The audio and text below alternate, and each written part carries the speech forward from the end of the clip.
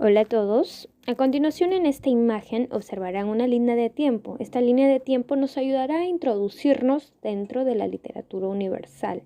Empezaremos la evolución de la literatura con el clasicismo y este abarca la literatura griega y también la literatura latina. Todo ello dentro de la Edad Antigua.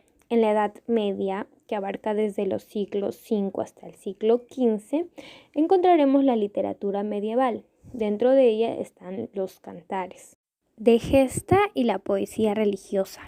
Los cantares de gesta son cantos heroicos, de los cuales destaca el cantar del Mio Cid. Y dentro de la poesía religiosa destaca la Divina Comedia de Dante Alighieri. Seguiremos con la literatura moderna. Aquí encontraremos tres movimientos: el Renacimiento, el Barroco y el Nuevo Clasicismo o Neoclasicismo. Entre el Renacimiento y el Barroco encontraremos una obra de transición que se titula Romeo y Julieta de William Shakespeare. A lo largo de la historia nos vamos dando cuenta que la literatura va evolucionando a partir de grandes periodos históricos y movimientos literarios que empiezan a sucederse normalmente y oponerse entre sí. Como podemos ver, el romanticismo aparece como una oposición al neoclásico. Luego el realismo se opone al romanticismo y la vanguardia se opone a todo lo anterior. En el romanticismo destaca la obra de Las cuitas del joven Werther, en el realismo la obra Crimen y Castigo, y en el vanguardismo la Metamorfosis de Franz Kafka. Pero como esta es nuestra semana 1, nuestra semana de introducción, solamente vamos a avanzar la Edad Antigua, el clasicismo, la obra de la Odisea. Ya en las siguientes semanas iremos tratando las diferentes obras de la literatura universal, la literatura hispanoamericana y la literatura peruana. Buenas noches a todos. Hoy trataremos el curso de literatura, la semana 1. Empezaremos tratando los conceptos básicos para luego hablar sobre los géneros literarios y finalmente hablar sobre la épica griega, es decir, la Odisea. Además, también les mostraremos una línea de tiempo de la literatura universal. Si bien el término literatura es de origen latino, las obras que definimos como literarias las podemos encontrar desde los inicios de la civilización. Así, los relatos míticos populares transmitidos a través de las generaciones y los poemas entonados en las diversas actividades humanas son muestras de lo que entendemos hoy por hoy la literatura. El conocimiento de la escritura y la invención de la imprenta abrieron nuevos rumbos en la producción y difusión de las obras literarias. El libro se ha convertido con el paso del tiempo en un objeto tan referencial para con el arte de la palabra que no es exagerado aceptar una identidad entre el libro y la literatura. El concepto de género literario ha variado con el paso del tiempo desde la Grecia clásica hasta nuestros días y aún sigue siendo uno de los más arduos trabajos de la estética literaria. Según la DRAE, en su edición número 22, los géneros son cada una de las distintas categorías o clases en que se pueden ordenar las obras según rasgos comunes de forma y de contenido. Es decir, podemos entender los géneros literarios como los distintos grupos en que podemos clasificar las obras literarias, de acuerdo a consideraciones formales, ya sean criterios semánticos, sintácticos o fónicos. Ellos presentan dentro de sí mismos variaciones y subdivisiones llamadas especies. Para Platón, en el libro 3 de la República, la poesía se clasifica de la siguiente manera: mimética o dramática, no mimética o lírica, o mixta o épica. Sin embargo, en el libro X generaliza el tema y define a toda poesía como producto de la mímesis. Para Aristóteles, en su libro Poética, define la mímesis como una imitación que provoca placer estético al hombre. Para Aristóteles, los géneros se subdividen según los diversos medios en que se realiza la mímesis. Por ejemplo, tenemos la tragedia, la comedia y la poesía ditirámbica. La tragedia usa por separado el ritmo, la melodía y el verso, y la comedia también usa por separado el ritmo, la melodía y el verso. En cambio, la poesía ditirámbica utiliza el ritmo, la melodía y el verso a la misma vez. El poeta latino Horacio, en su epístola a los Pisones, reflexiona sobre ellos. A la bipartición aristotélica de poesía dramática y poesía narrativa, él incorporó la de poesía lírica. Para Horacio, los géneros son entidades formales con tono determinado, metro y contenido específico, que permiten sean distintas e inconfundibles si es que han estado correctamente hechas. Empezaremos explicando el género épico. El género épico es un género objetivo. En él se expresan hechos grandiosos protagonizados por dioses, semidioses o héroes, basados a su vez en sucesos históricos, mitos o leyendas de dominio popular dentro de un pueblo y una cultura. El género épico primero fue escrito en verso y luego en prosa. Dentro del verso encontraremos la epopeya, el cantar de gesta, que era un cantar medieval. Por ejemplo, tenemos el cantar del Mio Cid, y el poema épico, que era un poema más renacentista. Como mencionamos anteriormente, el género épico pasa del verso a la prosa, y dentro de la prosa vamos a encontrar el cuento y la novela. Un ejemplo de cuento será El Caballero Carmelo de Abraham Valdelomar. Y ejemplos de novelas tenemos Los ríos profundos de José María Arguedas y La ciudad y los perros de Mario Vargas Llosa, nuestro premio Nobel 2010. La epopeya clásica es una especie que presenta una narración extensa en verso de corte popular y pensada originalmente para ser cantada. Los sucesos son necesariamente trascendentales, ya que han significado etapas emblemáticas para un pueblo. En estos sucesos destaca la figura de los héroes que encarnan los valores más elevados de una cultura o un pueblo. Por ejemplo, los sumerios tienen la epopeya de Gilgamesh, los hindúes el Ramayana, los griegos la Ilíada y la Odisea de Homero, los romanos la Farsalia de Lucano y la Eneida de Virgilio. En las epopeyas intervienen dioses y otros elementos fantásticos para darle a la historia una connotación de grandeza. Casi siempre estas acciones son guerras o viajes y suelen ser muy extensas. Sin embargo, con el tiempo, las epopeyas y sus elementos fantásticos no serán tan aceptados, lo que producirá un cambio hacia otras especies que propongan más elementos realistas. El cantar de gesta. En la Edad Media, la epopeya derivó a los cantares de gesta, manifestaciones literarias extensas que narraban las proezas de héroes emblemáticos que encarnaban los valores y virtudes de un pueblo en gestación. Por ejemplo, el rol que cumplió el Mio Cid era el de resaltar los valores de lealtad, valentía, pero también los de sumisión y sujeción al poder del rey castellano. En Francia, el cantar más conocido se titula Canción de Roldán y data del siglo XI. En Alemania destaca el Cantar de los Nibelungos. Esta obra sintetiza leyendas, hechos históricos y creencias míticas germánicas, por lo que ha pasado a convertirse en el poema nacional de Alemania. En España se produciría la expresión más vital de los cantares de gesta. Estos han perdurado oralmente en la tradición española y en algunos lugares de América Latina. Asimismo, han servido de inspiración perenne a varias corrientes literarias hispanas posteriores, como el Siglo de Oro y la Generación del 98. Los cantares de gesta españoles más importantes son el Cantar del Mio Cid, el Cantar de los 7 Infantes de Lara, el Cantar de Bernardo del Carpio y el Cantar de Fernán González. El poema épico es la actualización de la epopeya clásica por parte de escritores cultos que buscaron renacer esta especie para cantar y narrar a la vez sucesos grandiosos, donde los héroes se alzaban como paradigmas de conductas de la humanidad y una vida era una gesta. A este género pertenecen, por ejemplo, Orlando el Furioso, Os Lucianas y La Araucana. Para muchos, la novela significó la partida de defunción de la épica. Sin embargo, es notable observar que todavía existen rasgos épicos contemporáneos en la propia novela, lo cual nos advierte que esta transición de lo épico a lo narrativo no fue una de clausura rotunda, sino más bien de transformación.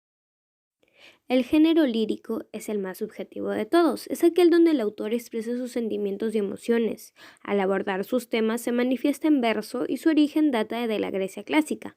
Se trataba de aquella poesía que no estaba destinada a ser leída, sino recitada ante un público, ya sea por un individuo o un coro, acompañado de algún instrumento de música, principalmente la lira, de la cual deriva el término. Actualmente se utiliza dicho concepto para definir al género en sí, pero también a un rasgo de estilo, donde inclusive una narración o drama puede tener un tono lírico. Por ello solemos encontrar prosas poéticas, como Platero y yo, y dramas líricos como Bodas de Sangre. Veamos a continuación sus principales especies. La oda es una composición lírica de cierta extensión y de tema noble y elevado. Proviene del griego ode, canto que era acompañado con música. Estaba destinado desde sus inicios a exaltar la vida de un héroe o un dios que haya protagonizado un hecho heroico. Entre los escritores que cultivaron esta especie destacaron Píndaro, Horacio, Garcilaso de la Vega, Fray Luis, Pablo Neruda, García Lorca, entre otros. Un ejemplo notable de oda corresponde al poeta español del siglo XVI, Fray Luis de León. Elegía. La elegía es una composición lírica de tema libre. En la literatura clásica, sin embargo, abarcaba casi todos los temas, sean tristes o no, y su consideración era más formal que temática. En la Edad Media recibe el nombre de llanto o planto. En la poesía moderna, las elegías se caracterizan por su contenido melancólico y centrado en la ausencia, la muerte. Por ejemplo, las coplas a la muerte de su padre de Jorge Manrique, Llanto por Ignacio Sánchez Mejías, de Federico García Lorca, el poema 20 de Pablo Neruda, entre otros. Égloga, composición poética que desarrolla mediante monólogos o diálogos temas amorosos y tristes en un ambiente bucólico. Los protagonistas generalmente son pastores. Apareció en la etapa helenística de la literatura griega a partir del siglo IV antes de nuestra era. Las primeras manifestaciones fueron los idilios de Teócrito. En la época romana, Virgilio destacó con sus bucólicas por añadir elementos autobiográficos y hacer de cada pastor un personaje imaginario que encubría a uno real. El Renacimiento recuperó la tradición pastoril y la difundió por todo el mundo occidental. En la literatura castellana escribieron églogas Juan de Encina, Garcilaso de la Vega, Juan Boscán y Lope de Vega. Finalmente encontramos la especie sátira, que es una burla, por ejemplo, a un hombre de gran nariz, de Francisco de Quevedo. Yarabí es una especie poética de origen quechua, específicamente surgió del jarawi, poema prehispánico de carácter amoroso y sentimental. El poeta arequipeño Mariano Melgar se enriquece con esa tradición lírica y la combina con elementos de la poesía hispana. Sus versos son marcadamente emotivos y nostálgicos, como por ejemplo en este pequeño fragmento. Todo mi afecto puse en una ingrata, y ella inconstante me llegó a olvidar. Si así se trata un afecto sincero, amor, no quiero más amar. El género dramático es el tipo de género que se usa en el teatro, en el que por medio del diálogo de personajes, así como de sus acciones y reflexiones, el autor plantea conflictos. Puede estar escrito en verso o en prosa. Su finalidad esencial es la representación ante el público y en algunos casos su interacción con el mismo. Sus especies son las siguientes. La tragedia es la representación de terribles conflictos entre personajes que suelen ser superiores al común, muy vehementes y que son víctimas de fuerzas exteriores a ellos, tales como el destino en el clasicismo grecolatino o de sus propias pasiones, las cuales no pueden dominar. El final siempre es funesto, pues suele acabar con la muerte del protagonista. Sus orígenes se remontan en la antigua Grecia, en los cantos en honor al dios Dionisio. La comedia. Diversos investigadores plantean que tuvo el mismo origen de la tragedia. A diferencia de ella, en la comedia los personajes suelen ser inferiores al común y se ven envueltos en situaciones jocosas y enredos que mueven a risa, con el fin de criticar los defectos de las personas y en algunos casos mostrándoselos didácticamente para que abandonen sus vicios. El desenlace siempre es feliz. Drama. Su origen no es antiguo, sino renacentista.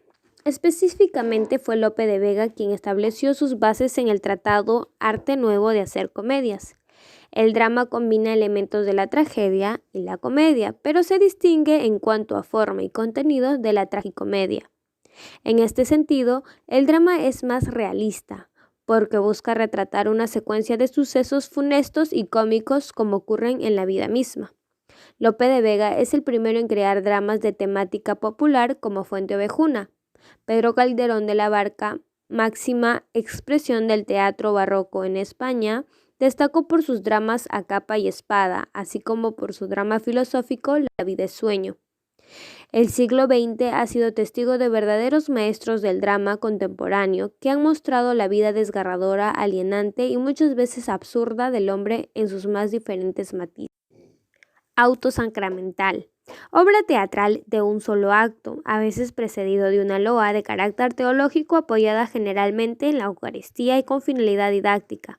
La construcción de personajes y trama es alegórico-simbólica. Sus antecedentes los encontramos en los autores de fe medievales, escenificados en los atrios de las iglesias y con una clara intención teológico-moral. Las figuras literarias son recursos estilísticos formales que utilizan los escritores para crear un efecto estético o sugestivo en el discurso. Aunque en general la creación de figuras retóricas no es exclusiva de la literatura, sino que en el uso del habla cotidiana se crean y emplean de muchas de ellas.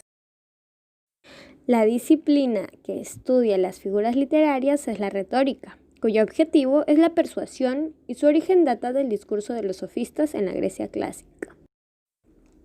Contamos con una infinidad de figuras literarias, pero según el prospecto de la Universidad Nacional de San Marcos, solo nos vendrán estas 6 figuras literarias: la metáfora, anáfora, epíteto, hiperbatón, hipérbole y símil. Empezaremos a explicar la metáfora. La metáfora es una figura que puede entenderse como un traslado mediante una comparación implícita del sentido recto de la palabra a otro figurado. Es una especie de símil más complicado sin usar enlaces, tales como, parece, igual, etc., sino que consiste en identificar dos términos entre los cuales existe alguna semejanza. Uno de los términos es el literal y el otro se usa en sentido figurado. La metáfora es utilizada por varias razones. Ayuda a inventar un nuevo sentido a las palabras, establece relaciones inéditas entre ellas y descubre atributos insospechados. Así pues, la gran fuerza poética de la metáfora reside en su capacidad de multiplicar de forma ilimitada el significado normal de las palabras, de modo que puedan llegar a describir lo desconocido. Además, una nota muy importante es que estos dos elementos semejantes van a ser interlazados por una conjugación del verbo ser. Por ejemplo, nuestras vidas son los ríos que van a dar a la mar, que es el morir. Otra, la lluvia de los ojos. Es una metáfora donde la lluvia es entendida en sentido figurado como lágrimas. Seguimos con anáfora. La anáfora es la repetición de palabras al comienzo de varios versos o frases consecutivos o próximos. Por ejemplo, no perdono la muerte enamorada, no perdono a la vida desatenta, no perdono a la tierra ni a la nada, de Miguel Hernández. Seguimos con el epíteto. Es un adjetivo participio cuyo fin es caracterizar. Es un adjetivo que indica una cualidad inherente al sustantivo. Por lo general, antecede al nombre. Por ejemplo, el astuto Odiseo. El encendido fuego. Se supone que el fuego es encendido, ¿no? Aquiles, el de los pies ligeros. Bueno, otra forma de llamar a Aquiles es como el de los pies ligeros, es decir, que se está como que redundando o se le está dando un adjetivo que ya es inherente de Aquiles.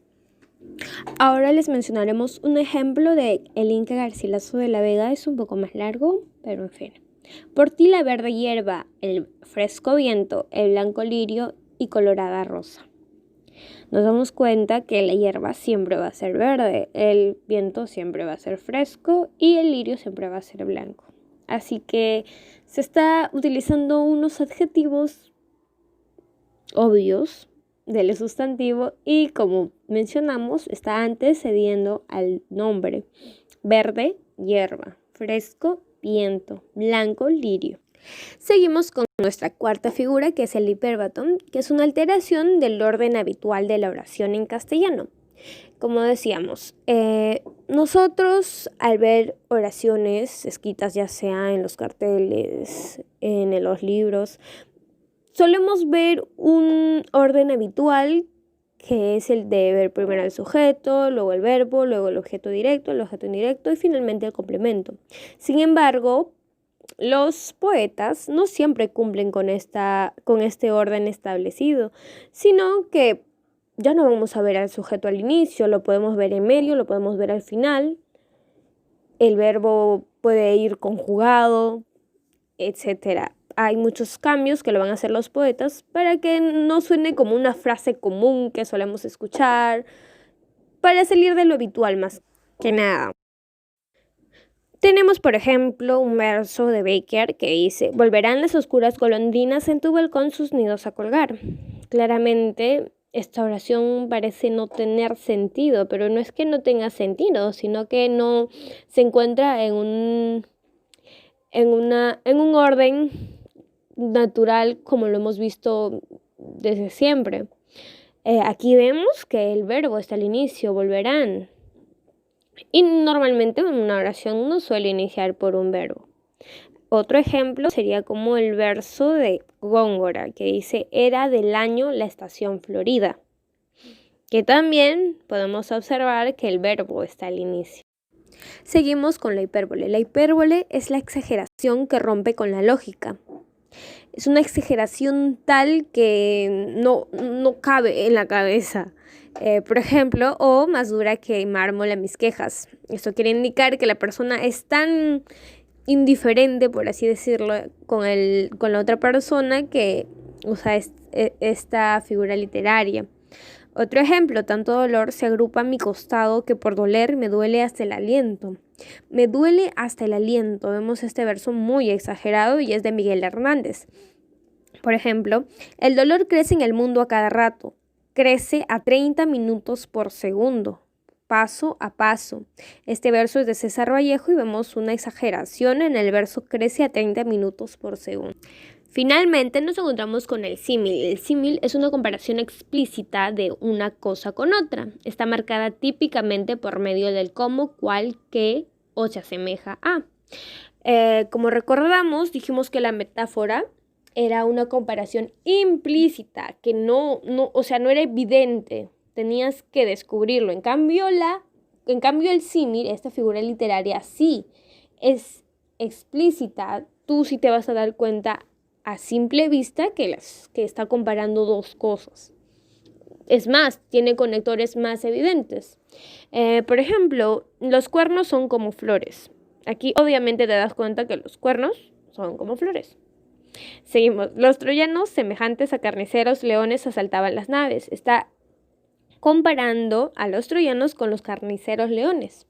Y otro ejemplo un poco largo de Pablo Neruda es: fui solo como un túnel, de mí oían los pájaros y en la noche entraba su invasión poderosa. Para sobrevivirme te forjé como un arma, como una flecha en mi arco, como una piedra en mi onda. La Odisea. Este poema, por su composición y por su temática, es posterior a la Ilíada. En esta epopeya, la narración se centra específicamente en un héroe de la guerra de Troya, Odiseo, Ulises en latín, y su retorno a Ítaca, su tierra natal, así como también el conjunto de peripecias que atravesó. Es tal la influencia de esta obra que en el pensamiento occidental que el término Odisea ha quedado generalizado como todo viaje largo en el que abundan las aventuras adversas y favorables al viajero. Antes de narrarles la Odisea, vamos a hablar un poco sobre la Ilíada. Bueno, sabemos que la Ilíada termina en los funerales de Héctor. Sin embargo, Troya aún no había caído a pesar de que había perdido a su principal defensor. ¿Qué sucedió después? Pues, muerto Héctor, la ciudad de Troya es asolada más que nunca por los guerreros griegos motivados por su victoria, así como por el retorno de Aquiles al campo de batalla. Sin embargo, a pesar de ello, los muros de la ciudad levantada en Ilión aún eran infranqueables. El enfrentamiento entre griegos y troyanos continuó, y en una de las nuevas batallas entre ambos bandos, Aquiles, el asesino de Héctor, perdió la vida por medio de una flecha lanzada por Paris. La tradición nos presenta diversas versiones, sin embargo la más aceptada es la de su muerte tras recibir el flechazo de Paris en su talón, que era su punto débil. Sin embargo, a pesar de que los griegos se quedaban ahora sin su mejor guerrero, no se dieron por vencidos. En esta nueva etapa de la guerra destaca la astucia de Odiseo, quien propone construir un enorme caballo de madera. Así les haría creer a los troyanos que retornaban a sus casas y que dejaban el caballo como tributo para los dioses. Luego, este caballo sería llevado al interior de la ciudad por los mismos troyanos sin saber que estaban causando su propia perdición. Dentro de él estaban los principales guerreros griegos, quienes salieron durante la noche para abrir las puertas de la ciudad y dar pase al ejército griego. La ciudad fue entonces tomada. La mayoría de troyanos murieron y otros pocos huyeron, como veremos en la Eneida de Virgilio. Las mujeres y las riquezas fueron distribuidas y Troya finalmente fue destruida. Sin embargo, si bien Zeus les había dado la victoria a los griegos, estos en general no tendrían un retorno tranquilo, sino todo lo contrario. Era su destino. Menelao se extraviaría mucho tiempo en el mar. Su hermano Agamenón sería asesinado por su esposa al llegar a su reino. Áyax se volvería loco y finalmente moriría por retar a los dioses, entre otros casos. Sin embargo, el más peculiar destino le fue reservado a Odiseo, quien estuvo perdido en el mar 10 años. Este conjunto de peripecias que padeció, así como su retorno a Ítaca, son relatados en el segundo gran poema de Homero. Características formales de la Odisea. En general, las características de este poema son similares a los de la Ilíada, salvo algunas diferencias que veremos con más detalle. La estructura. Esta epopeya está dividida en 24 cantos, rapsodias o libros. Sin embargo, observamos 3 partes bastante diferentes a nivel temático. Esta es una de las razones por las que algunos investigadores piensan que la Odisea está conformada por una interpolación de 3 poemas relativamente independientes. Esta estructura sería la telemaquia de los cantos 1 hasta el canto 4, las aventuras de Odiseo de los cantos 5 al 12 y la venganza del canto 13 al canto 24. Uso del verso hexámetro. Presenta un poco más de 12.000 versos, los que hacen una epopeya menos extensa que la Ilíada. Las características de los hexámetros son similares a los usados en el poema que lo precede. La lengua. Es una mezcla de dialectos eólicos y jónicos que permitieron la formación de la lengua homérica. Las comparaciones, también llamadas símiles, cumplen las mismas funciones que en la Ilíada. Los epítetos complejos. Se mantienen algunos, en el caso de los personajes que también han aparecido en la Ilíada, y surgen otros de personajes que aparecen en esta epopeya, como la fiel Penélope. Narración cíclica. Esta es la principal diferencia en relación con la Ilíada, aunque hay que precisar que no podemos considerar que en todo lo Odisea la narración sea cíclica. Sin embargo, podemos realizar el siguiente análisis. La narración es lineal hasta el canto 9. En este canto, el narrador omnisciente nos cuenta que Odiseo se ha descubierto como tal ante los feacios y está dispuesto a contarles todas sus aventuras marítimas. En este momento que Odiseo comienza a narrar sus peripecias, es decir, él pasa a ser el narrador protagonista. Esto permite que haya un retroceso en el tiempo a partir de sus reminiscencias. En esta parte de la obra se cumple el recurso de la narración cíclica o circular, porque luego de retroceder en el tiempo, las aventuras contadas por Odiseo, volvemos a un punto en el que ya se había llegado en el tiempo de la historia, la estadía de Odiseo en la isla de la ninfa Calipso. Luego de la narración a los feacios, el primer narrador omnisciente retorna el discurso y continúa relatando las posteriores aventuras de Odiseo, que vuelve a ser únicamente el personaje, retornando así en una linealidad temporal que se mantiene hasta el final de la obra. Este carácter circular de la narración en la Odisea se presenta sobre todo en la parte de las aventuras de Odiseo y no en toda la obra. Sin embargo, por una cuestión convencional, así como para oponerla a la Ilíada, se suele afirmar que en esta epopeya se desarrolla la llamada narración cíclica. Seguimos con los temas. El tema principal es el retorno de Odiseo a Ítaca, así como el conjunto de peripecias que sufre para llevar a cabo su cometido. En este poema, la figura de Odiseo es el héroe caído en desgracia por voluntad divina, aunque sin olvidarse de él totalmente, pues son los dioses quienes lo ayudan para que llegue a Ítaca, en especial Atenea, a pesar de que otros buscan más bien lo contrario, como es el caso de Poseidón. La Odisea representa a ese hombre que enfrenta la adversidad y que busca a través de sacrificios y peligros inmortalizar su nombre por medio del esfuerzo y la astucia. Temas secundarios. La venganza. Este tema es relevante porque determina el desenlace de la obra. Odiseo, frente a la ambición de los pretendientes por poseer su patrimonio a través del matrimonio con su mujer Penélope, a quien ya consideraban viuda, se venga de ellos y recupera su reino. La vida como un viaje constante tiene que ver con el contexto marcadamente comercial y viajero que se vivió por todo el Mediterráneo durante la época de producción de la obra. El hombre frente a los peligros del mar representa la vida humana como un conjunto de peripecias de las que podemos salir vencedores o vencidos. El destino. De acuerdo con la concepción de los griegos, el cumplimiento del destino es inexorable. Es lo que sucede con Odiseo, quien a pesar de los 10 años que estuvo perdido en el mar, tenía como destino regresar a Ítaca y a su trono. La muerte. Debido en mayor medida a la pérdida de los hombres de Odiseo en las diversas peripecias, así como la venganza final, es decir, la matanza de todos los pretendientes y sus sirvientes. La astucia es la principal cualidad de Odiseo, personaje más vinculado a la modernidad que el configurado en la Ilíada.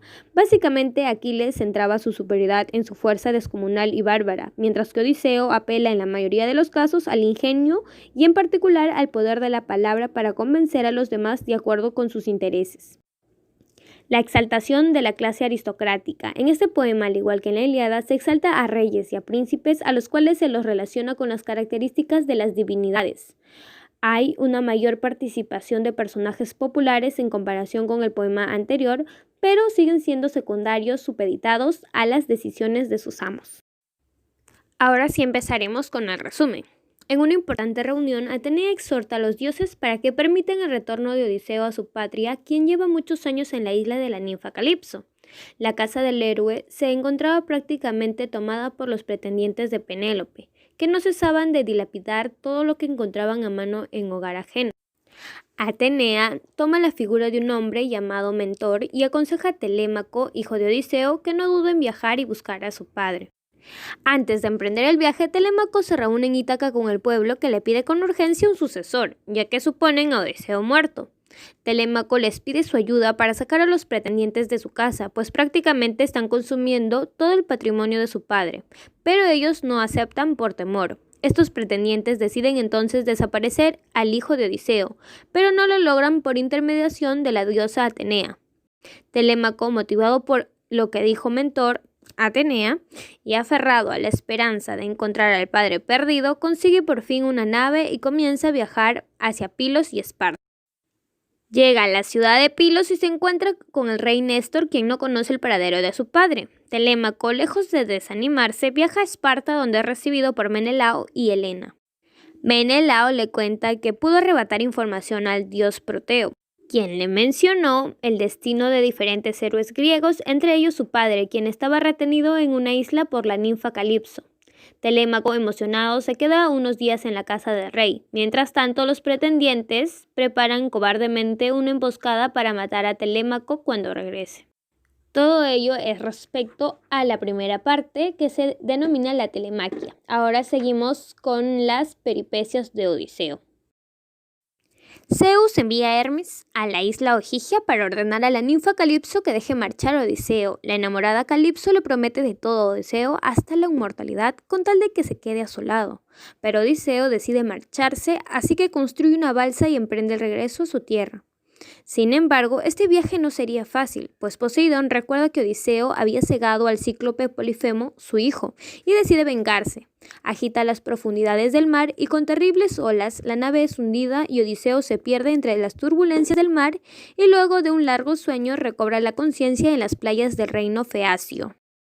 Allí es encontrado por la princesa de ese pueblo, Nausicaa, quien lo ayuda y lo lleva ante su padre, el rey Alcino, para que éste pueda facilitarle su regreso a Ítaca. Sin embargo, al comienzo el héroe aún no había sido reconocido por ellos. En casa del rey se celebra una gran fiesta en honor del huésped. Mientras tanto, el Aedo cuenta a los presentes algunos sucesos de la toma de Troya.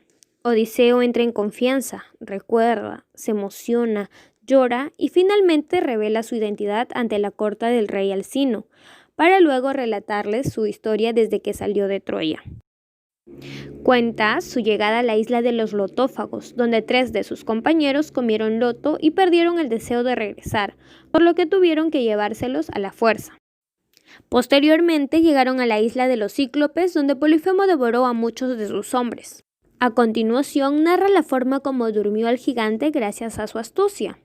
Le invitó vino hasta emborracharlo y luego con una estaca le vació su único ojo.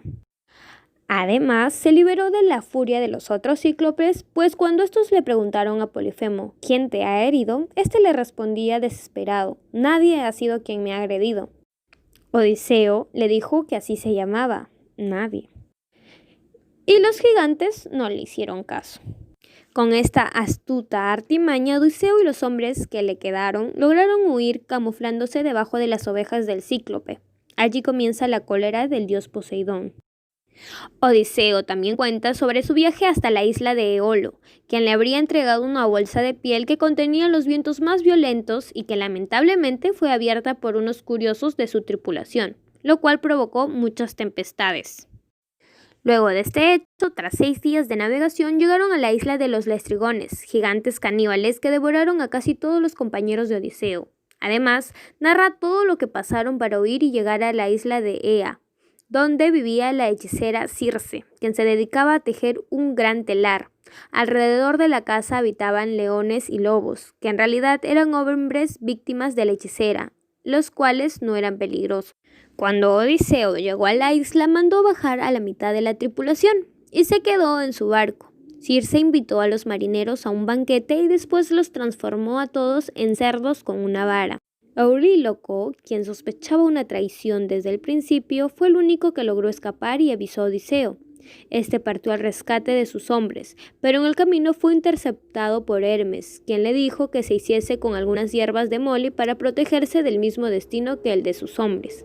Cuando Circe no pudo convertirlo en animal, Odiseo lo obligó a devolver a sus hombres la forma humana. Circe se enamoró de Odiseo y prometió ayudarlo en su viaje de regreso a casa, después de que él y su tripulación pasasen un año con ella en su isla. Circe sugirió a Odiseo que viaje al país de los muertos. Odiseo desciende al Hades. Allí se encuentra con su madre y con varios compañeros de la guerra de Troya. Habla con Tiresias, quien le profetiza un difícil retorno a Ítaca.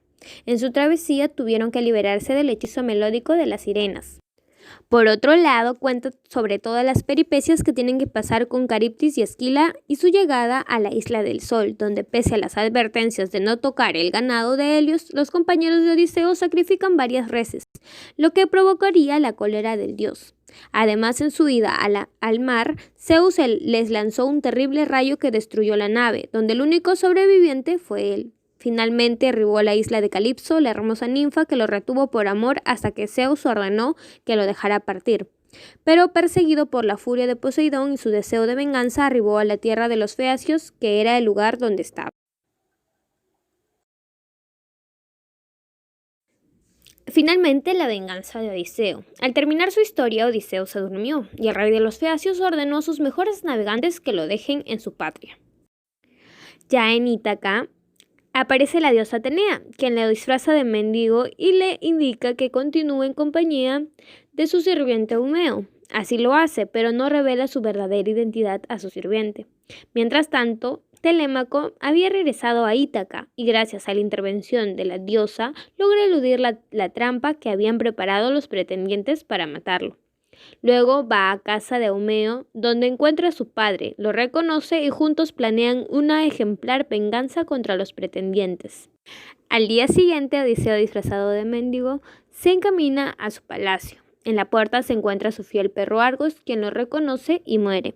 Odiseo entra al palacio y los pretendientes lo humillan y le hacen pelear con un vagabundo llamado Iro, en son de burla. En un momento dado, Odiseo mantiene una larga conversación con Penélope, quien ordena a la criada Euriclea que lo lave. Así lo hace la criada, y al encontrar una antigua cicatriz que solo podía tener su amo, lo reconoce. Odiseo le pide absoluta discreción y ella cumple. Penélope promete a los pretendientes que se casará con aquel que consiga hacer pasar una flecha por los ojos de 12 hachas alineadas. Nadie lo logra, solo el mendigo. Los pretendientes protestan hasta que se dan cuenta de que se trata de Odiseo, vuelto a la forma original por la diosa Atenea.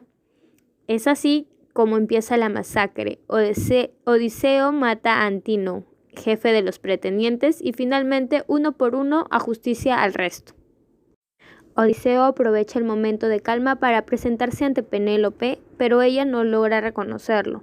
El héroe se entristece y para convencerla le describe su lecho conyugal. Este hecho es irrebatible, pues solo Penélope y Odiseo sabían que su lecho estaba construido sobre la base de un roble. Finalmente, las almas de los muertos viajan al Hades, donde cuentan lo ocurrido a Agamenón y a Aquiles. Odiseo marcha donde su padre Laertes, que luego de ver su cicatriz lo reconoce como tal. Mientras tanto, los familiares de los pretendientes se juntan en asamblea y piden venganza por la muerte de los suyos. Entre los implicados, Odiseo, Telémaco, Laertes y los deudos, se desata una nueva lucha que la inicia Laertes al matar al padre de Antino. Sin embargo, la diosa Atenea interviene y anima a los itacenses a dar por terminada la lucha y llegar a un pacto de paz.